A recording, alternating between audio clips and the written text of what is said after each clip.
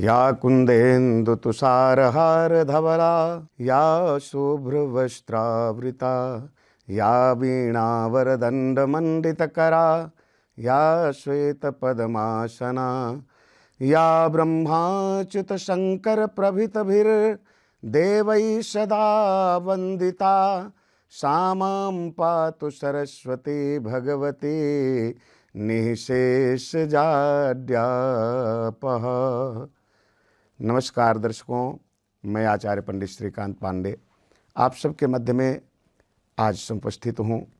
एक बहुत ही सुंदर कंसेप्ट को लेकर के बसंत पंचमी और माँ भगवती सरस्वती की पूजा के बारे में तो बात करते हैं कि बसंत पंचमी कब और क्यों मनाई जाती है और इस दिन सरस्वती की पूजा क्यों होती है। देखिए, माघ मास के शुक्ल पक्ष की पंचमी तिथि को बसंत पंचमी कहते हैं। इसे बसंत पंचमी क्यों कहते हैं? सर्दी का यहाँ से विश्राम हो जाता है और सर्दी के खत्म होते ही बसंत ऋतु का प्रारंभ होता है। ऋतुओं के राजा हैं बसंत। 6 ऋतुओं हमारे देश में होती हैं, 6 ऋतु हमारे देश में होती हैं, जिसको हम सर्दी, गर्मी, बरसात, शिशिर, हेमंत, बसंत। तो ये बसंत ऋतुओं के राजा हैं। पंचमी तिथि को ही बसंत पंचमी कहते हैं। यहाँ से ये हमारे बसंत का शुभारंभ होता है। अब बात करते हैं कि सरस्वती की पूजा इस दिन क्यों होती है। तो दर्शकों, हमारे सनातन धर्म में 3 शक्तियाँ हैं जिन पर हमारा सारा संसार उन पर आश्रित है, ऐसा कह सकते हैं। उनके बिना एक पत्ता भी नहीं हिल सकता। उनमें पहली हैं आदिशक्ति माँ लक्ष्मी। लक्ष्मी के बिना कुछ भी नहीं है। दूसरी हैं आदिशक्ति महागौरी और तीसरी है माँ सरस्वती। ये तीनों शक्तियों से ही हमारी सारी सृष्टि का एक तरह से सृजन, पालन और संहार होता है। माँ लक्ष्मी हमारे धन के रूप में हमें प्राप्त होकर के और हमारे जीवन को सुखमय बनाती हैं। माँ गौरी संहार काली का रूप लेकर के संहार का प्रतीक भी बन जाती हैं। और माँ सरस्वती ज्ञान की देवी हैं। ये हमें ज्ञान प्रदान करके हमारा पालन करती हैं। तो दर्शकों, बसंत पंचमी के दिन महासरस्वती जी का प्रागट्य हुआ, इसलिए बसंत पंचमी के दिन ही हम सरस्वती पूजा करते हैं। था कि बसंत पंचमी के दिन माँ सरस्वती का प्रागट्य हुआ। कैसे प्रागट्य हुआ? एक बार ब्रह्मा जी ने जब सृष्टि किया तो सारे जीव, जितने भी 84 लाख योनियां हैं हमारे जीवन पृथ्वी पर, पूरे ब्रह्मांड में 84 लाख योनियां हैं। और इसी को अनेक पुराणों में 84 लाख नरक जो हैं वो यही योनियां ही नरक हैं, मानव योनि के अलावा। तो ब्रह्मा जी ने जब सारी सृष्टि किया तो किसी भी प्राणी के अंदर ही कोई ज्ञान ही नहीं था कि मुझे ये मेरे कौन हैं, कोई पिता कोई माता। जैसे मनुष्य के अलावा किसी को नहीं ये पता। पशु पक्षी में किसी को पता नहीं, माता पिता भाई बहन, केवल जब तक छोटे हैं माँ उनको खिला पिला करके बड़ा कर देती। इसके बाद वो भूल जाते हैं कौन किसका भाई किसका बंधु।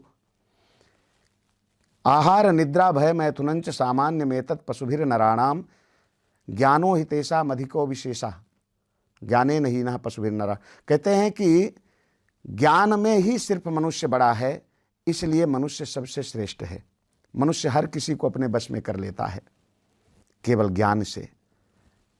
और ये ज्ञान की किसी भी वस्तु का कोई मूल होता है, बीज होता है। तो बीज कौन है, मूल कौन है? वो है माँ सरस्वती। तो ब्रह्मा जी ने देखा कि ये सारी सृष्टि में पशुवत जीवन सबका हो गया है, अगर ज्ञान नहीं होगा तो ये सारी सृष्टि हमारी व्यर्थ हो जाएगी। तो उन्होंने कमंडल से अपने जल लिया और छींटा लगा दिया। जैसे ही जल पृथ्वी पर छोड़ा, तुरंत वहाँ पर माँ एक शक्ति प्रकट हुई जिनका नाम दिया गया सरस्वती। तुरंत सरस्वती माँ ने पूछा ब्रह्मा जी से, मैं क्या करूं, मुझे क्या करना चाहिए, आपने मुझे किस लिए प्रकट किया। ब्रह्मा जी ने कहा आप मेरी ही शक्ति हो, और मैं इसलिए प्रकट किया कि सारी सृष्टि में जितने भी जीव हैं सब अज्ञानी हैं, इनको किसी प्रकार का कोई ज्ञान नहीं है। तब सरस्वती जी ने कहा ठीक है, जैसी आपकी आज्ञा। और सरस्वती एक क्षण में ही नेत्र बंद किया और अपनी शक्ति का प्रागट्य किया, और जैसे ही अपनी शक्ति का विस्तार किया, सारे प्राणी, हम जो डरते हैं, जो हमें किसी प्रकार का ज्ञान है, ये सब सरस्वती की कृपा से हुआ। तो सरस्वती माँ की पूजा से हमें प्रमुखता 3 चीज़ें मिलती हैं। संगीत की कला, ये भी सरस्वती, जितने भी संगीतकार हैं, गीतकार हैं, जितने भी कलाकार हैं, सब माँ सरस्वती की पूजा करते हैं। ये सरस्वती की कृपा से मिलता है। दूसरा है आपका विद्या के क्षेत्र में बच्चों को पढ़ाई के लिए, और तीसरा है हम जैसे ब्राह्मण हों, संत महात्मा हों। कई बार आप सब देखते हैं त्रिकालदर्शी संत कहे जाते हैं। वो ज्ञान कहाँ से आता है? वो माँ सरस्वती की ही कृपा से ज्ञान आता है। नेत्र बंद करते हैं और अनेक प्रकार के जो भी वो जानना चाहते हैं, शक्तियों के बारे में, भूत भविष्य वर्तमान के बारे में वो जान लेते हैं। तो ये माँ सरस्वती की कृपा। तो इसलिए सरस्वती जी के प्रागट्य उत्सव के रूप में हम बसंत पंचमी को सरस्वती माँ का पूजन करते हैं। ये बसंत और सरस्वती माँ के पूजन का कंसेप्ट रहा। माँ भगवती सरस्वती की पूजा के विषय में हम बात करते हैं कि माँ भगवती का पूजन कैसे करें। देखिए, पूजन सभी करते हैं। शास्त्रों में हमारे कहा गया है कि भगवान को किसी प्रकार के वस्तु या पदार्थ की आवश्यकता नहीं है। निर्मल मन जन सो मोहि पावा, मोहि कपट छल छिद्र न भावा। भगवान कहते हैं मन को निर्मल कर लीजिए तो मैं स्वयं प्राप्त हो जाता हूँ। वस्तु सामग्री की आवश्यकता मुझे नहीं है। लेकिन कई बार केवल हमारे पास सब कुछ होते हुए भी भाव नहीं होता। पूजा 2 प्रकार की होती है, वस्तु प्रधान, भाव प्रधान। तो कई बार हम भाव प्रधानता के कारण भगवान को प्रसन्न कर लेते हैं, जैसे ध्रुव प्रहलाद आदि, शिवरी जी, मीरा जी, सूरदास जी, कबीर जी, रहीम जी, बड़े बड़े अनादि संत जितने आदिकाल से संत रहे, भाव प्रधान रहे। उनको किसी वस्तु की आवश्यकता नहीं थी। स्वामी श्री रविदास जी ने कठौती में ही, जिसमें जूते चप्पल चमड़े धोते भिगाते थे, उसी में से गंगा को प्रकट कर लिया। मन चंगा तो कठौती में गंगा। तो ये भाव प्रधान है। लेकिन वस्तु प्रधान, पत्रम पुष्पम फलम तोयम यो में भक्त्या प्रयक्षति। भगवान कहते हैं आप मुझे भाव के साथ वस्तु भी अगर कुछ अर्पण करना चाहते हो तो उसमें भाव आवश्यक है। वस्तु के प्रधानता अगर आप दिखाते हैं तो उसमें भाव जरूरी है। भाव में वस्तु की प्रधानता नहीं है, लेकिन वस्तु में भाव की प्रधानता जरूर है। तो माँ भगवती सरस्वती का जब हम पूजन करते हैं बसंत पंचमी के दिन, देखिए बसंत के आते ही सारी सृष्टि, जैसे राजा को देख करके सारी प्रजा प्रसन्न हो जाती है, ऐसे ही पेड़, वृक्ष, पुष्प, कैसा भी वृक्ष हो उसमें पुष्प लग जाएंगे, फल आने लगेंगे, चारों तरफ बहार छा जाती है, बसंत बहार।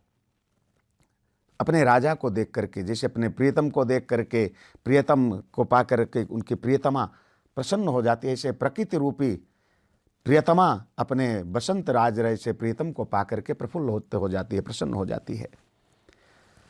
तो पीत वस्त्र धारण करना चाहिए पूजन से पहले। सुबह उठ करके स्नान करें, नित्य क्रिया से निवृत्त होकर स्नान करें। मन में ये भाव रखें आज माँ भगवती सरस्वती, क्योंकि विद्या बुद्धि ज्ञान की देवी हैं, कला की देवी हैं। तो जिस क्षेत्र के जो हैं वो अपने अपने अनुसार, जैसे संगीतज्ञ हैं, संगीत वाले हैं, वो अपने साज की पूजन करें, की पूजा करें। जो विद्यार्थी बालक हैं वो अपने पुस्तक की पूजा करें। ब्राह्मण हैं वो अपने धर्म ग्रंथों की पूजा करें। कलाकार हैं वो अपने इंस्ट्रूमेंट आदि जो भी उनकी कला है उसकी पूजा करें। तो देखिए, सबसे बड़ी बात यह है पीत वस्त्र धारण क्यों किया जाता है। पीला वस्त्र सब पहन लेते हैं। ये एक विज्ञान है। शांति का प्रतीक है पीत वस्त्र। देखिए, जब तक आपका मन शांत नहीं होगा तब तक आप कुछ भी कर लीजिए, कुछ होने वाला नहीं है। अब मैं यहां बैठा हूं और मेरा मन कहीं और हो तो मैं आपके सामने कुछ कह नहीं सकता हूं, कहूंगा कुछ, लेकिन वो भाव नहीं बनेगा। तो मन को शांत करने के लिए आप संत महात्मा जितने देखेंगे सब भगवावेश। क्यों? ये मन को शांत करता है। उगता हुआ सूरज का जो रंग है अरुण, न लाल और न पीला, ये भगवा जिसको बोलते हैं, मन को शांत करता है। और पीत वस्त्र जो है, पीली वस्तु जो है, वो भगवान विष्णु की प्रतीक है। और भगवान विष्णु भी शांताकारं भुजगशयनं पद्मनाभं सुरेशं विश्वाधारं गगन सदृशं मेघवर्णं शुभांगं लक्ष्मीकान्तं कमलनयनं योगविरध्यानगम्यं वंदे विष्णुं भवभयहरं सर्वलोकैकनाथं। तो भगवान विष्णु शांताकारम, शांत स्वरूप हैं। इसलिए जब हम पीतांबर धारण करते हैं, पीत वस्त्र पहनते हैं, तो हमारा मन जो है वो शांत होता है। पुखराज, किसी का मन जब, हमारे ज्योतिष शास्त्र में जब किसी का मन उद्विग्न होता है तो हम कहते हैं पुखराज पहनाओ भैया। क्यों? मन शांत हो जाएगा। पीत वस्त्र पहनते ही आपका मन शांत हो जाता है। और जब शांत मन से किसी भी देवी देवता का पूजन करेंगे तो उसका आपको पूर्ण लाभ मिलेगा। तो पूजन करें कैसे? सबसे पहले स्नान करके पीत वस्त्र धारण करें, सुंदर आसन, पीला ही आसन बिछाएं। पूजन में हल्दी, रोली का प्रयोग न करके हल्दी का प्रयोग करें। चावल को भी हल्दी में रंग लें, पीले अबीर ले लें, पीले पुष्प लें और माँ सरस्वती का हंस पर विराजमान हुआ स्वरूप अपने सामने विराजित करें। और फिर माँ सरस्वती का ध्यान करें, आवाहन करें।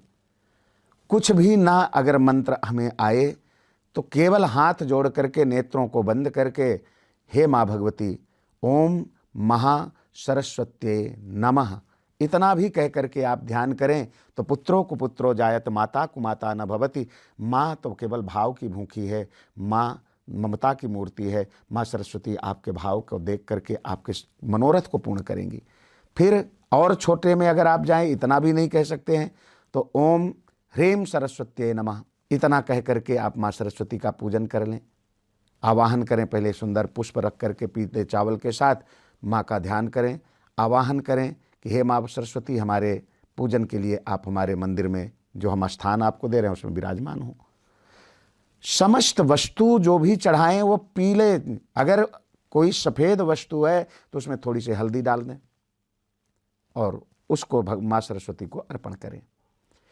और साथ में नवग्रह, कलश, दीपक आदि का जो भी अगर विस्तार से पूजन कर सकते हैं तो आप विस्तार से पूजन कर लें। फिर माँ सरस्वती का पूजन करें।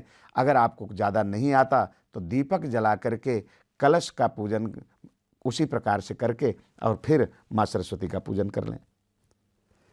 तो माँ सरस्वती के पूजन के लिए विस्तार से अगर जाएंगे तो मंत्र हमने जो आपको बताया ये भी कर सकते हैं। और नहीं तो ये मंत्र सबसे सुंदर है, या कुंदेन्दु तुषारहार धवला, या शुभ्रवस्त्रावृता, या वीणा वरदंड मंडित करा, या श्वेत पद्मासना, या ब्रह्माच्युत शंकर प्रभृतभिर्देवैः सदा वंदिता, श्यामां पातु सरस्वती भगवती निःशेष जाड्यापहा। ये मंत्र को पढ़ते हुए हाथ जोड़कर माँ सरस्वती से प्रार्थना करें। और दर्शकों, मुझे ये उम्मीद है कि आप इस प्रकार से माँ भगवती सरस्वती की पूजा करते हैं तो आपकी कामना, आपकी कला, आपकी विद्या, आपकी बुद्धि, आपका ज्ञान माँ की कृपा से उत्तरोत्तर वृद्धि की ओर प्राप्त होगा। देखिए, एक भ्रांति है हमारे समाज में कि सरस्वती पूजा के दिन हम पुस्तक नहीं पढ़ेंगे, नहीं तो हमारी विद्या नष्ट हो जाएगी। बच्चों के मन में भी ऐसे कुछ अज्ञानी लोग ऐसी भ्रांतियां फैला देते हैं। संगीतकारों के लिए कह दिया गया कि आप संगीत का इंस्ट्रूमेंट अपने नहीं बजाएंगे, आप संगीत गाएंगे नहीं। नहीं, आप सामान्य दृष्टि से अगर देखें, आपने किसी को बुलाया घर पे, और घर पे बुला के उसको बिठा दिया और उसके सामने आप नहीं आ रहे हो। पुस्तक में भी सरस्वती हैं, वाद्य यंत्र में भी सरस्वती हैं, वाणी में भी सरस्वती हैं। जितने भी कार्य हम ज्ञान के बुद्धि से करते हैं उनमें सब में सरस्वती का वास है, क्योंकि बुद्धि की स्वामी गणेश जी हैं और सरस्वती भी। तो हम जितने कार्य करते हैं, तो ये जो भ्रांति है इससे बाहर निकलें और उस दिन बच्चों को खूब ध्यान लगाकर पहले माँ का पूजन करना चाहिए और फिर कुछ भी अपना अध्याय जो भी उनको पढ़ना हो चैप्टर, उसको बड़े ध्यान से पढ़ें।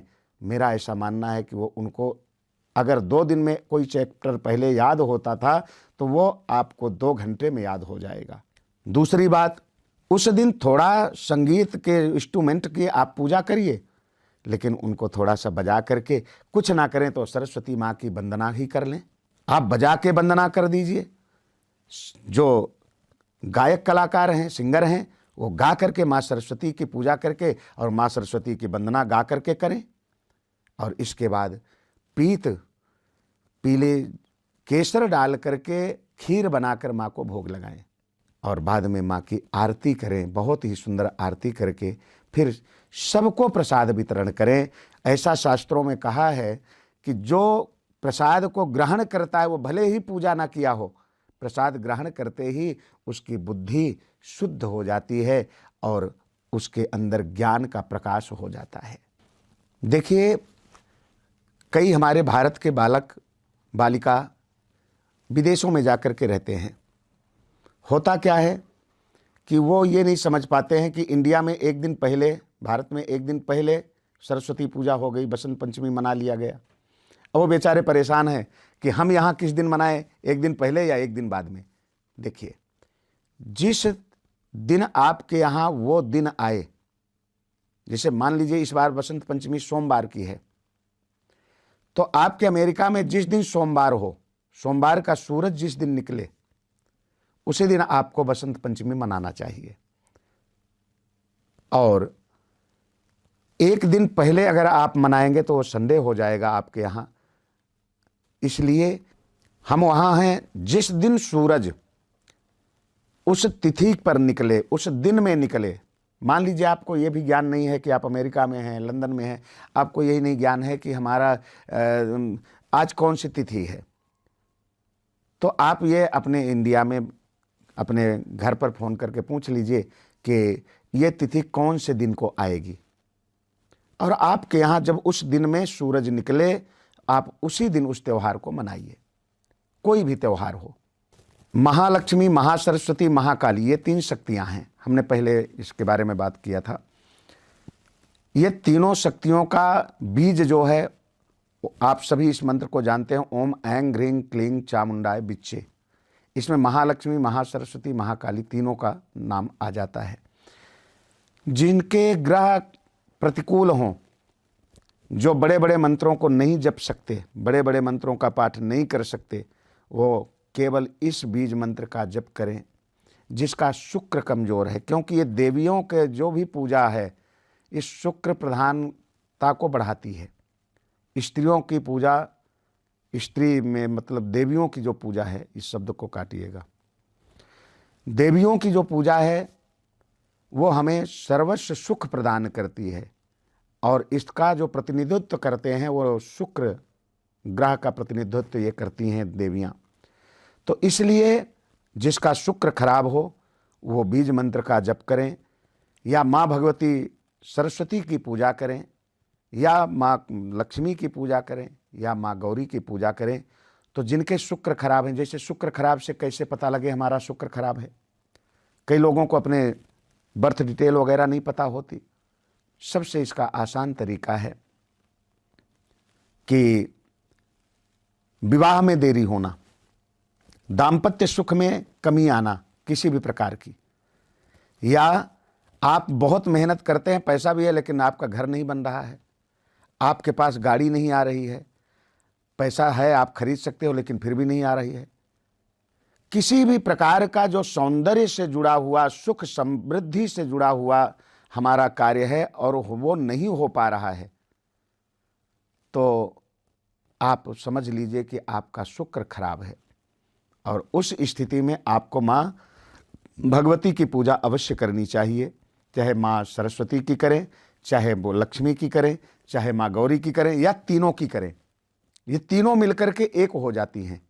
ब्रह्मा विष्णु सदाशिव ये तीनों एका। ऐसे ही महालक्ष्मी, महासरस्वती, महाकाली ये तीनों एक ही शक्ति हैं, बस इनके अलग अलग रूप। नवरात्र में माँ भगवती का जब चरित्र हम पढ़ते हैं तो उसमें कब किस लिए अलग अलग रूप, तो जिस शुंभ निशुंभ आदि राक्षस दैत्यों को वध करने के लिए अलग अलग रूप धारण करके माँ आई, जिसमें लक्ष्मी का भी रूप है, काली का भी है और सरस्वती का भी रूप है। तो माँ भगवती का पूजन शुक्र को अच्छा करने के लिए किया जाना था। देखिए, आज की भागदौड़ की दुनिया में हमारे पास समय का बड़ा अभाव है, और उसमें भी पूजा पाठ के लिए तो बिल्कुल समय नहीं होता। किसी भी व्यक्ति के पास वो 2 घंटे बैठ के मोबाइल चला लेगा भैया, लेकिन उसके पास भगवान के पास बैठ करके हाथ जोड़ के और पूजा करने का टाइम नहीं होता। पूजा वो कब करना चाहता है? जब वो स्नान करके बाहर आता है बाथरूम से, फिर थोड़ा सा वस्त्र वगैरह धारण करके फिर लगता है कि भैया आप चलो थोड़ा सा पूजा कर लें, लेकिन उसको लगता है कि अब तो लेट हो रहा है। अब मन में आ रहा है कि हमें सरस्वती पूजा भी करनी चाहिए, क्योंकि हर व्यक्ति को सरस्वती की आवश्यकता है, क्योंकि इनका एक नाम है शारदा, सरस्वती जी का। तो शारदा सरस्वती जी का जो नाम है, ये समस्त हमारे विकारों को दूर करके और हमारे हृदय में, हमारे अंतःकरण में ज्ञान का प्रकाश फैला देती हैं, इसलिए इनका नाम है शारदा। तो जो थोड़े समय में माँ भगवती का पूजन करके प्रसन्न करना चाहते हो, माँ शारदा का ध्यान करके और शारदा का ही स्वरूप का वो वंदन करें, उसी स्वरूप का वो ध्यान करें और शारदा माँ की पूजा करें, थोड़े समय में उनको परम लाभ मिलेगा। बसंत पंचमी में कुछ बातों का हमें विशेष ध्यान रखना चाहिए, जैसे कि किसी भी प्रकार से किसी के आत्मा को ना दुखाएं, क्योंकि हम अगर किसी के दिल को दुखाते हैं तो हम कहीं ना कहीं माँ सरस्वती को ही रुष्ट कर रहे हैं, क्योंकि माँ सरस्वती हमारी वाणी में भी विराजमान है, और आप वाणी से ही किसी को एब्यूज करके, किसी को कठोर शब्द बोल करके, किसी प्रकार से किसी को कष्ट पहुंचा करके अगर आप दुख देते हैं तो आपके ऊपर किसी प्रकार से सरस्वती माँ की कृपा नहीं होने वाली। इसलिए प्रयास करें किसी प्रकार से किसी को हम कोई कष्ट न दें, ये विशेष ध्यान रखना चाहिए। देखिए, 2 काम ना करें, किसी प्रकार से किसी का दिल ना दुखाएं। बसंत पंचमी के दिन, सरस्वती माँ की पूजा के दिन किसी प्रकार से जितना हो सके, जितना लोगों को आप प्रसन्न करना चाहें, और इसमें भी स्त्रियों का विशेष आशीर्वाद लेना बहुत आवश्यक है। आपके घर में बड़ी बहन है, छोटी बहन है, क्योंकि स्त्रियां हमारे सनातन धर्म में देवी का स्वरूप है, पूज्य मानी गई हैं, तो आप बहन बेटी सबको प्रणाम करें।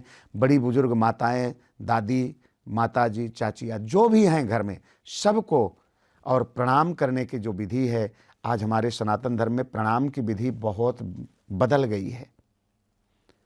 केवल हाथ ऐसे करके कमर पे लगा देते हैं, घुटने पे लगा देते हैं और उनको लगता है हमने प्रणाम कर लिया।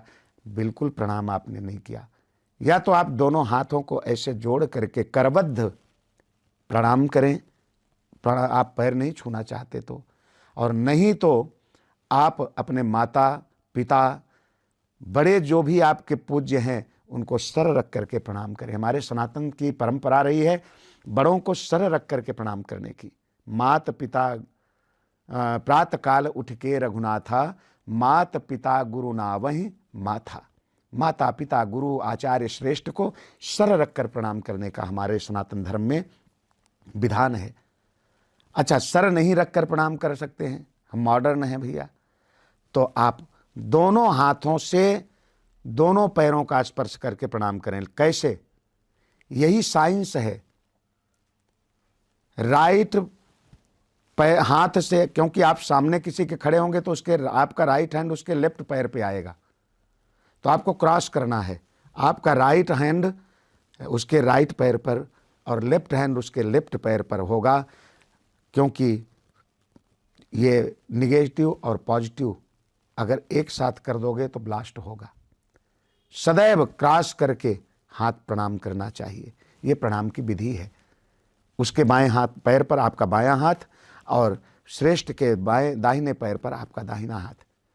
और आशीर्वाद देने के लिए भी जो श्रेष्ठ जन होते हैं उनको विधि यही है, राइट हैंड नीचे आपके सर के ऊपर, लेफ्ट ऊपर से ऐसे रख करके वो आपके सर पर जब हाथ रख करके आशीर्वाद देंगे और आप ऐसे प्रणाम करेंगे तो आपके सारे जितनी भी आपकी निगेटिविटी है, स्पर्श होते ही जैसे बैटरी चार्ज होता है, आप प्लग लगाते हैं बैटरी चार्ज हो जाती है, जैसे आपका स्पर्श पैरों में हुआ और बड़ों का हाथ आपके सर पर आया, जितनी आपकी निगेटिविटी है वो सब नष्ट हो जाएगी और आप एकदम से पॉजिटिव हो जाएंगे। और करके देखिएगा, आपको करंट सा लगेगा।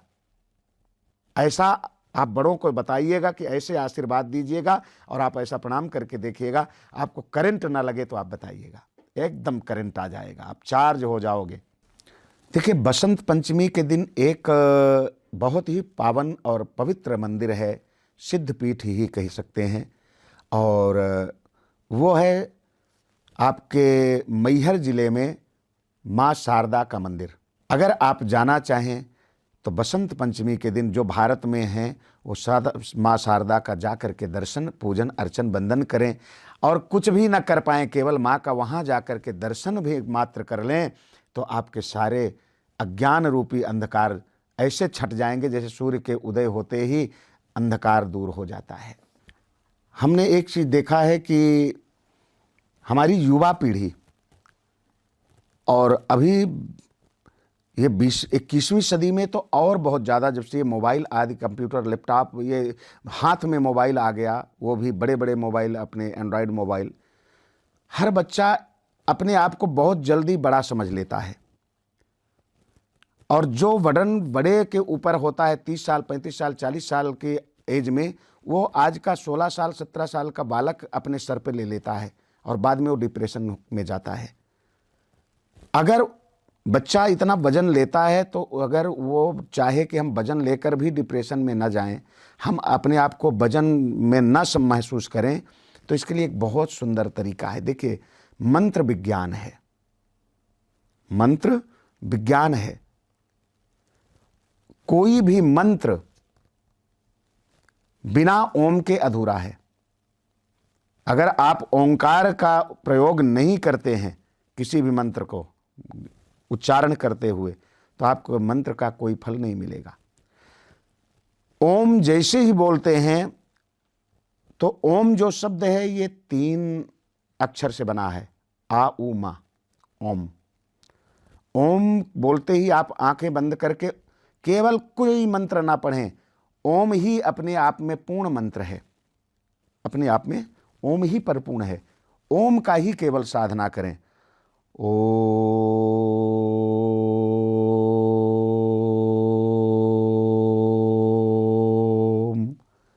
जितना हो सके लंबी सांस को खींच करके आप पहले 1 मिनट तक प्रयास करें, फिर 1.5 मिनट, 2 मिनट, जितना सांस को रोक करके आप ओम का उच्चारण करें। फिर ओम के साथ ओम ह्रीम, जैसे इससे जो ये वाइब्रेशन होती है मंत्र के जाप की,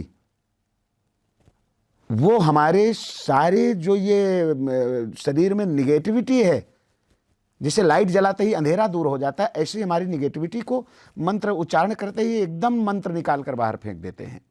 उसकी जो पॉजिटिविटी, उसकी जो ध्वनि है, तरंग, वेव्स जिसको हम बोलते हैं, वो एकदम से इसको निगेटिविटी को बाहर कर देती है। मंत्र जप का मतलब ये नहीं है, आजकल आप देखते होंगे लोग कपड़े पहन रहे हैं, जय हनुमान ज्ञान गुण सागर, जय कपीस तिहुँ लोक उजागर, जय हनुमान ज्ञान।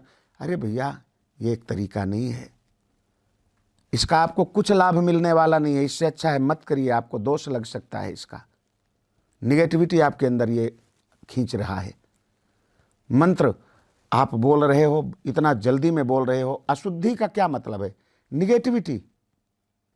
आप कंप्यूटर, आज कंप्यूटर का ज़माना है, आप कंप्यूटर में आजकल कोडिंग करते हैं, साइंस वाले बच्चे, बीटेक वाले बच्चे कोडिंग करते हैं, एक पॉइंट अगर उसमें से कुछ मिस हो गया, पूरी उनकी कोडिंग खराब हो जाती है। ऐसे ही मंत्र विज्ञान जो है उसमें वेव्स वही आपको इफेक्टिव होंगी जो आप शुद्ध शांत हो करके, मंत्र नहीं आता तो केवल मैंने जो कहा 2 मंत्र का उच्चारण कर दें। बसंत पंचमी के दिन माँ भगवती का पूजन करके अगर चाहें आप तो बड़े मंत्रों का उच्चारण, अगर आप संस्कृत पढ़ सकते हैं तो बड़े बड़े मंत्रों का उच्चारण करें। अगर आप संस्कृत नहीं पढ़ सकते हैं, बहुत थोड़ा सा, देखिए उसे तो जो भी विद्यालय गए हैं तो 8वीं 10वीं तक तो संस्कृत सभी बच्चे पढ़ते हैं आज के भी उसमें, लेकिन ना पढ़ सकें तो बहुत सरल सा है। ओम ह्रीं सरस्वत्यै नमः, केवल इस मंत्र का 108 बार जप कर लें तो उनको बड़े मंत्रों का भी जप का, पाठ का पूर्ण फल प्राप्त हो जाता है। केवल इतना जप कर लें। माँ भगवती सरस्वती के जो ये सिद्धपीठ मैहर हैं, इनके बारे में हम आपको एक बहुत ही चमत्कारिक कहें या आश्चर्यचकित करने वाली बात, जो लोग कहते हैं कि ये सब, कई लोग कहते हैं कि पता नहीं लोग ये सही है या गलत है, मैं कहता हूँ ये बहुत एकदम ध्रुव सत्य बात कहने जा रहा हूँ कि वहाँ पर आज भी आल्हा उदल के द्वारा माँ सरस्वती का पूजन होता है। मैहर में दरवाजे बंद करते हैं, वहाँ के जो हमारे आचार्यगण हैं वो माँ की संध्या शयन आरती करके माँ को शयन कराकर पूर्ण रूप से स्वच्छता वहाँ करके, सफाई करके, और फिर कई ताले लगा दिए जाते हैं। और सुबह जब मंदिर खुलता है तो वहाँ आज भी माँ के चरणों में ताजे पुष्प तुरंत के तोड़े हुए, जैसे मंदिर खुलने से पहले किसी ने आकर के पूजन किया हो और वहाँ पुष्प ला करके चढ़ाया हो। कहते हैं आज भी वहाँ आल्हा उदल आते हैं और वो नित्य माँ भगवती सरस्वती का पूजन करके, उनका अखाड़ा भी वहीं नीचे है जहाँ वो कुश्ती लड़ते थे, तो वहीं सरोवर में स्नान करते थे कुश्ती करके, और वहाँ से पुष्प लेकर के माँ सरस्वती का पूजन करते थे। वो आज भी परंपरा चल रही है। कहते हैं, ऐसा हमने सुना है कि आज भी आल्हा अमर हैं और वो सरस्वती माँ का नित्य पूजन करने जाते हैं। ताला बंद रहे या खुला रहे उनको कोई फर्क नहीं है, वो सरस्वती माँ के चरणों में नित्य ब्रह्म मुहूर्त में जाकर के पूजन करके पुष्प अर्पित करके आते हैं। ये सत्य घटना है आज भी मैहर में। और इसी का एक प्रमाण आप निधिवन में चले जाइए। निधिवन में बांके बिहारी के मंदिर, जो निधिवन में हमारे प्रभु के जो वहाँ राधा कृष्ण की सैया लगती है, वहाँ पान रखे जाते हैं और वो पान रख करके डिब्बे में, भोग रख करके लड्डू का डिब्बे में, और वहाँ पट बंद कर दिए जाते हैं, कई ताले लगा दिए जाते हैं। और सुबह जब मंदिर खुलता है पुजारी जी जाकर देखते हैं तो पान आधा आधा खाए मिलते हैं। ये सत्य घटना है। इसीलिए निधिवन में कोई रात्रि में नहीं विश्राम कर सकता। बंदर आदि वहाँ से भाग जाते हैं रात्रि में, क्योंकि निधिवन के जितने वृक्ष हैं ये सब भगवान की गोपियां हैं। ये रात्रि में सब गोपियां बनकर भगवान के साथ रास रचाती हैं, रास करती हैं, और दिन में वो वृक्ष रूप में दिखाई देती हैं। इसलिए निधिवन में कभी जाएं तो एक टहनी या पत्ती भी नहीं तोड़ना चाहिए। न जाने पता नहीं किस गोपी का आपने अंगुली या कोई भी अंग तोड़ दिया। निधिवन के वृक्षों को आप प्रणाम करिए, कोई उनकी किसी भी प्रकार से उन्हें क्षति न पहुँचाए। और बसंत पंचमी पर किसी भी वृक्ष के, किसी भी फसल को, किसी प्रकार से किसी को आप क्षति न पहुंचाएं। यही सबसे बड़ी आपकी पूजा है, क्योंकि अहिंसा परमो धर्मः। आप किसी वृक्ष को भी काटते हैं तो हिंसा में आती है। किसी जीव को पीड़ा देते हो हिंसा है। तो अहिंसा परमो धर्मः। आप सरस्वती माँ के उपासक तभी बन सकते हो जब आप अहिंसा को अपनाएंगे। इसीलिए पीत वस्त्र धारण करके पूजन करना चाहिए। और जब हम पीत वस्त्र धारण करते हैं तो हम अहिंसक के प्रतीक माने जाते हैं, अहिंसक के पुजारी बन जाते हैं। लाल वस्त्र धारण करते ही आपके मन में थोड़ा सा रौद्र रूप आ जाता है। इसलिए हर पूजा में लाल वस्त्र धारण नहीं किया जाता, या तो सफ़ेद या तो पीला। पीला सबसे शुद्ध और शांति का प्रतीक माना जाता है। देखिए 4 बातें हैं माँ सरस्वती से जुड़ी हुई: विद्या, बुद्धि, ज्ञान और वाणी। तो हमने पहले शुभारंभ किया जब वीडियो का, तो एक बात कही कि बच्चे पुस्तक पढ़ते हैं, ब्राह्मण वेद पढ़ते हैं, ये ज्ञान हो गया, अध्ययन का ज्ञान, अध्यापन ज्ञान। कोई संगीत के क्षेत्र में है, वो कला का ज्ञान। जो गायन करते हैं वो वाणी का ज्ञान। और कई लोग हैं जो किसी प्रकार से यंत्र के द्वारा कोई वीडियो बना करके, कोई कंप्यूटर पर काम करके, आज तो कंप्यूटर से सारी दुनिया चल रही है, यही ज्ञान है। ये भी माँ सरस्वती की ही कृपा से होता है। हर व्यक्ति वो नहीं कर सकता, जिस पर माँ सरस्वती की कृपा नहीं होगी वो कार्य वो नहीं कर सकता। इसलिए माँ सरस्वती से क्षमा प्रार्थना अगर करनी हो, देखिए बहुत सुंदर बात मैं कहूँगा कि अगर बसंत पंचमी को आप ये सोचें कि बसंत पंचमी को एक दिन हमने पूजन कर लिया और माँ सरस्वती एक वर्ष तक हमारे ऊपर कोई एफडी हमने कर दिया, कोई इंश्योरेंस हमने कर लिया कि एक वर्ष में ही प्रीमियम भरना है, ऐसा नहीं। आज सरस्वती माँ का बसंत पंचमी के दिन प्रागट्य हुआ है। आज से लेकर के एक वर्ष तक हम निरंतर माँ सरस्वती का पूजन करें, ये नियम है। ऐसे नहीं कि बस आज हमने एक बार रिचार्ज कर दिया और बस हो गया, बस अब नहीं आगे ज़रूरत है, ऐसा नहीं। जैसे हमें भोजन की नित्य ज़रूरत है, हमें शयन की नित्य ज़रूरत है, हमें अनेक प्रकार के अपने शारीरिक आवश्यकताओं की नित्य आवश्यकता है, उसी प्रकार भजन भी हमारे जीवन में नित्य आवश्यक है। और चाहे वो आप किसी भी देवी देवता का भजन करें, पूजन करें, क्यों ना माँ सरस्वती का ही हो। जो सरस्वती के उपासक हैं वो भी माँ सरस्वती का नित्य पूजन करें। एक दिन करने से कुछ नहीं होगा। और साथ में अपनी माँ, अपने बड़ी माताएं जो भी घर में हैं, बड़े बुजुर्ग हैं, माता पिता हैं, उनको प्रणाम नित्य करें। पूजन के बाद आपका समस्त मनोरथ पूर्ण होगा, इसमें कोई संशय नहीं है। और एक मंत्र और सरल मैं बता देता हूँ। या देवी सर्वभूतेषु विद्यारूपेण संस्थिता नमस्तस्यै नमस्तस्यै नमस्तस्यै नमो नमः। बहुत ही सरल मंत्र है। आप ये मंत्र पढ़ते हुए नित्य माँ का ध्यान करें और आनंद से अपने जीवन को माँ के चरणों में समर्पित करके अपने जीवन का परम लाभ उठाएं। जय माँ सरस्वती।